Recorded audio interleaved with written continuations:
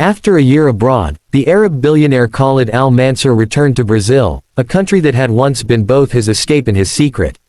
He had spent 12 long months buried in international deals, board meetings, and the ceaseless rhythm of wealth and power.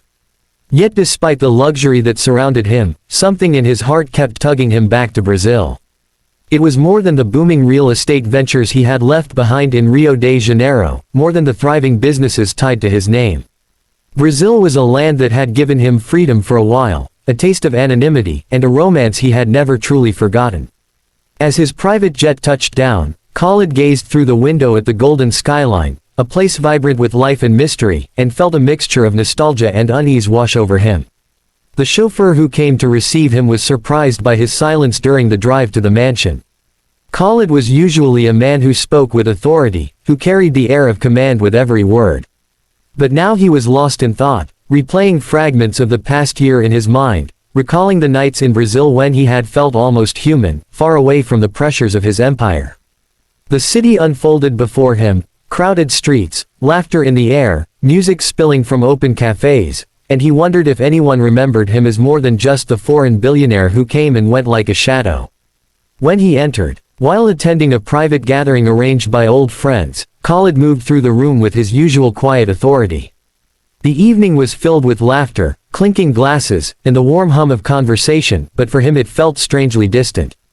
He had grown used to polished boardrooms and the artificial smiles of business partners. Here, in the relaxed charm of Brazil, everything seemed more genuine, more alive. As he exchanged polite greetings with familiar faces, he suddenly froze. Across the room, standing near the balcony, was Sophia. Her presence struck him like a memory come alive, her figure unchanged, her beauty still wrapped in the same quiet strength that had once drawn him in. For a moment the sounds around him faded, and all he could see was the woman he had left behind without a proper farewell. Their eyes met, and a silence passed between them that no words could bridge. She gave a small, hesitant smile, one that carried both welcome and warning.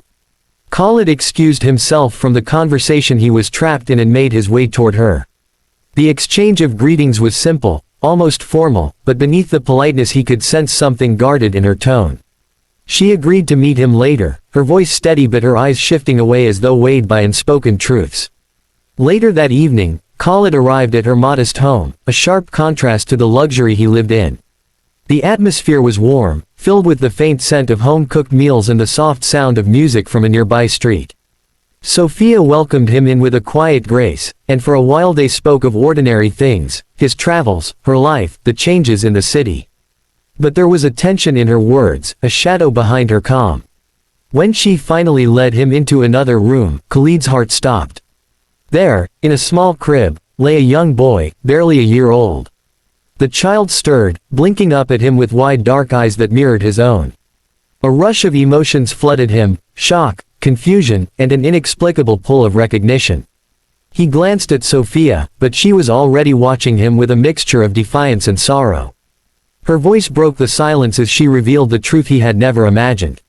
The boy was his son, born after he had left Brazil, a life he had created without even knowing.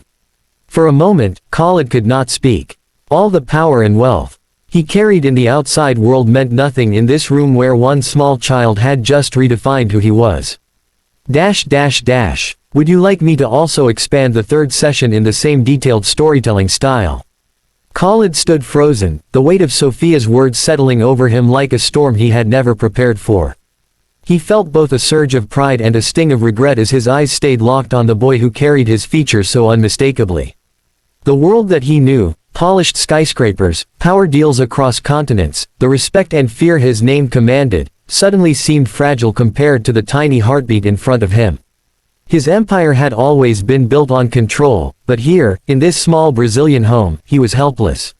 For the first time in years, Khalid felt stripped of his armor, faced with a responsibility greater than any fortune.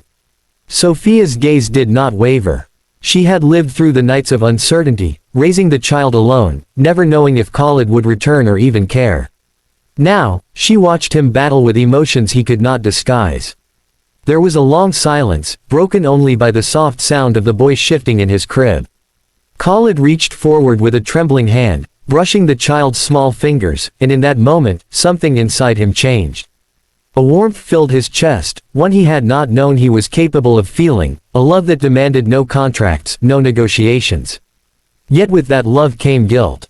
He thought of the months he had missed, the first smile, the first laugh, the first time his son had been cradled to sleep. He wondered if Sophia could ever forgive his absence, if his wealth and promises could ever replace what was lost.